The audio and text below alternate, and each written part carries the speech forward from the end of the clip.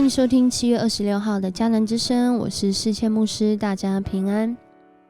我们今天要一起来分享的是耶利米书8章18到9章16节。耶利米书8章18到9章16节，在今天的经文当中呢，我们看见一位先知，他在服侍在成为这个先知侍奉当中的许多感受。我们都说这位耶利米他是泪眼先知，因为他在他的时代里面看见了许许多多令他难过，令他觉得心烦，也令他真的是感受到上帝对人爱的这种感觉跟表达。他每次的哭泣是为了这些弟兄姐妹，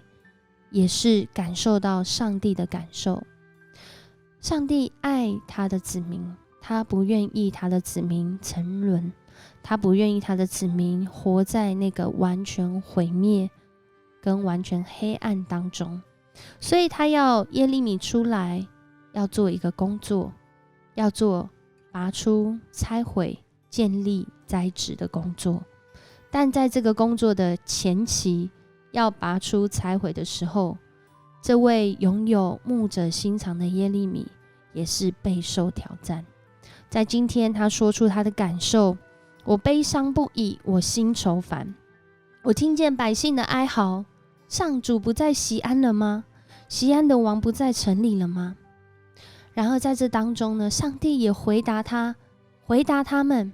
那你们为什么要拜偶像呢？为什么要拜这些虚无的外国神明，活在这些罪恶当中，让你们自己不能得救，却又说上主不在锡安了吗？耶利米一方面看见这些同胞的创伤，让他感受到心碎，感受到悲痛万分，但是另外一方面他也想要避开这一群弟兄姐妹，是一群没有忠信，随时随地在撒谎，甚至用虚伪取代真理的。他不想要面对这些人，可能会很想骂他们，或者是会觉得怎么会是这样子的一个情况呢？在这里他说，但愿我的头颅是水井，眼睛是泪泉，我好日夜为被杀的同胞哭泣。有许多的人，他们的生命虽然有这个肉体好像还活着，还能呼吸，可是他们生命其实真正的境况是死去的，是干渴的。就好像在现在这个世代，我们从5月多开始一直经历这个线上的礼拜、线上小组、线上的活动，在这当中有许多人因为疫情的关系，经济受到挑战，家庭的生活受到挑战，他自己的生命更是受到极大的挑战。但是牧师要告诉你，上帝不曾忘记过你。或许在我们的眼睛，我们所看到的世界，甚至我们所领受的教导当中，或许有时候我们的环境没有真理，不过上帝仍然使用他的儿女，让我们听见上帝的话语。如同耶利米，他生活在这当中，他知道上帝的心意，不过人民不肯悔改，那他能怎么办呢？这位泪眼先知，他说出他的感受，他不断的为这些百姓守望，也在有机会的时候，也在上帝话语出现的时候，仍然宣讲这些没有人要听的话语，因为他知道上帝爱他们，他感受到上帝对他们的爱，所以他也感受到痛苦，因为这些爱不一定被人接受，但是他还是要说，他还是要祷告，他还是会感受。这是一个拥有牧者心肠的人会有的表达。甚至在他们要毁灭，他知道未来他们会经历毁灭，因为上帝定义要拆毁才要建立栽植。